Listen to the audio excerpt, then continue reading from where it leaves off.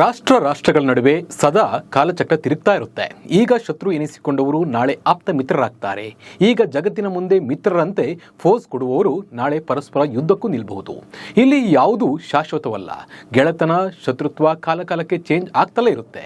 China ಮತ್ತು ಭಾರತದ ನಡುವೆ ಗಡಿ ವಿಚಾರಕ್ಕೆ ದೊಡ್ಡ ಮಟ್ಟದಲ್ಲಿ ಕಿರಿಕಿದೆ. ಆದರೂ ಈಗ ಚೀನಾ ಭಾರತದ ಗೆಳೆತನ ಬಯಸ್ತಾ ಇದೆ. ದೊಡ್ಡ ಮಟ್ಟದಲ್ಲಿ ಭಾರತದ ಬೆನ್ನಿಗೆ ನಿಂತಿದೆ. ಹಾಗಿದ್ರೆ ಚೀನಾ ಯಾಕೆ ಭಾರತಕ್ಕೆ ಹತ್ತಿರವಾಗ್ತಿದೆ ಅನ್ನೋದನ್ನ ತಿಳಿಯೋಣ. ನಾನು ನಿಮ್ಮ ಶಿವರಾಜ್ ಬಾಣಂಕಿ. ನೀವು ಸುದ್ದಿಯನ್ನದ ಸಬ್ಸ್ಕ್ರೈಬರ್ ಆಗೋದನ್ನು ಮರಿಬೇಡಿ. ಹಾಗೆ ಈ ವಿಡಿಯೋವನ್ನು ಕೊನೆ ತನಕ ನೋಡಿ.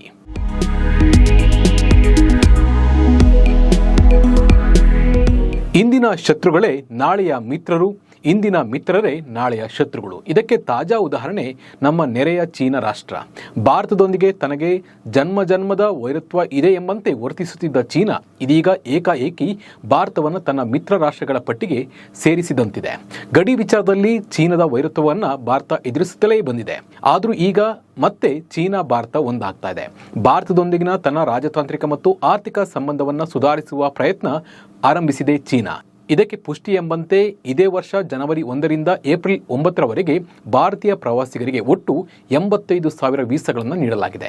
ಕಳೆದ ಬಾರಿಗೆ ಹೋಲಿಸಿದರೆ ಈ ಬಾರಿ ಹೆಚ್ಚು ವೀಸಾಗಳನ್ನು ವಿತರಿಸಲಾಗಿದೆ ಎಂದು ಚೀನಾದ ರಾಯಭಾರಿ ಕಚೇರಿ ಸ್ಪಷ್ಟಪಡಿಸಿದೆ. ಈ ಕುರಿತು ತಮ್ಮ ಅಧಿಕೃತ ಎಕ್ಸ್ ಅಕೌಂಟ್ನಲ್ಲಿ ಟ್ವೀಟ್ ಮಾಡಿರುವ ಚೀನಾದ ರಾಯಭಾರಿ, ಏಪ್ರಿಲ್ 9, 2025ರವರೆಗೆ ಭಾರತೀಯ ನಾಗರಿಕರಿಗೆ 85,000ಕ್ಕೂ ಹೆಚ್ಚು ವೀಸಾಗಳನ್ನು ನೀಡಲಾಗಿದೆ.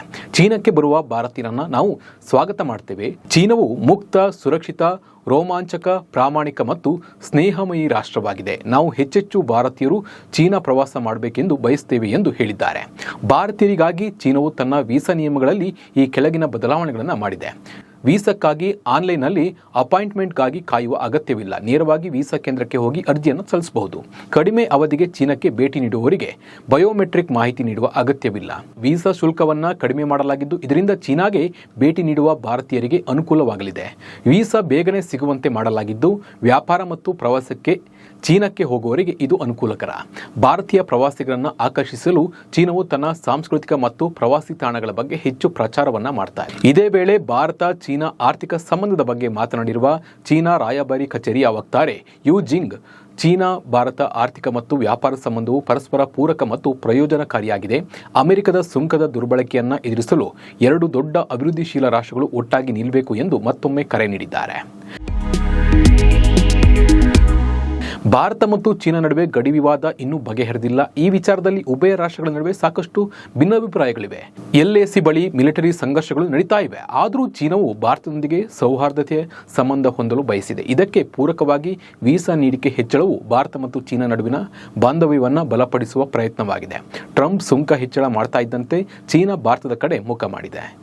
ಅಮೆರಿಕವು ಚೀನಾದ ಉತ್ಪನ್ನಗಳ ಮೇಲೆ 145% ಸುಂಕ ವಿಧಿಸಿದ ನಂತರ ಉಭಯ ರಾಷ್ಟ್ರಗಳ ನಡುವಿನ ಸುಂಕ ಸಮರ ಉತ್ತುಂಗಕ್ಕೆ ಏರ್ತು.